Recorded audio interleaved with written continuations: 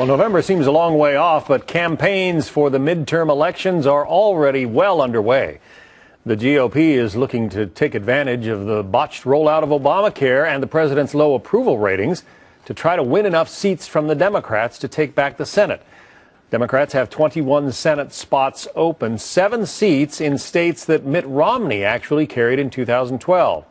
The GOP, 15, only one of them in a state carried by President Obama in 2012. So it looks like advantage goes to the Republicans here. Can they take back control of the Senate? Joining me now to talk about that possibility, South Dakota Senator John Thune. He's a member of the Senate Finance Committee and chairman of the Senate Republican Conference, which makes him the number 3 Republican in the U.S. Senate. Senator Thune, it's good of you to be with us today. Good afternoon, John. Having heard the president's State of the Union address last night, are you optimistic or pessimistic about what it means for your party's chances come November? John, I thought what was ironic about the president's speech last night is that it was 45 minutes into it before he even mentioned his signature law, Obamacare. And when he did, he didn't talk at all about the pain that he's causing millions of Americans across this country.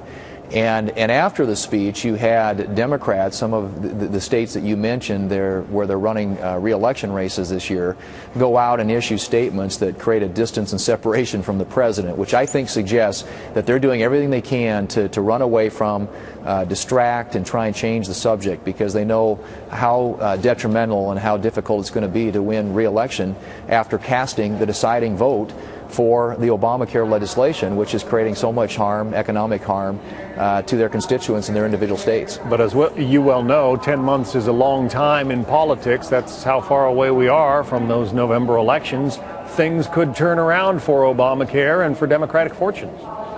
You know, that's possible, and of course, we obviously would love to see the president come to us and want to work with us on some things that we think would improve the economy, create jobs, and just the overall state of the economy, which I think people are very skeptical about right now.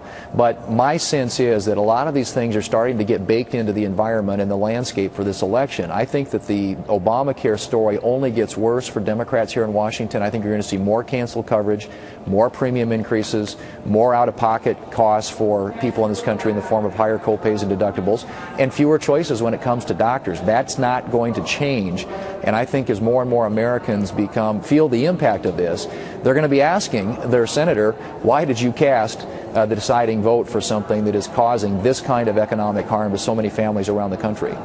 Republicans have been hopeful for quite a while about picking up seats in states like Alaska or Arkansas, currently represented by Democratic senators who are running for re-election this fall, states that voted for Mitt Romney last time around.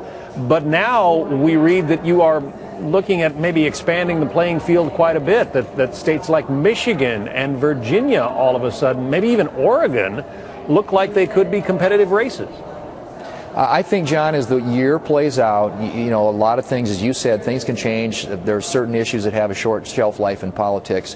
But I don't think the overall state of the economy, the problems with Obamacare, the things that the president is doing to make it more expensive for people in this country when it comes to the issue of energy, those things aren't going away. And if those are the things that people are thinking about and voting on when it comes to Election Day, I think it's going to be very hard for the states where you just mentioned, where you've got Democrats running for re-election. But I also think that the board does expand dramatically because there are a lot of other states that could come into play when you're talking about those types of issues, and the Democrats here in the Senate and the president being responsible for the policies that have created these kinds of economic results for a lot of people in all these states. It is good to talk politics with you, Senator John Thune of South Dakota. Pardon me. Thanks, John. Thanks, all right.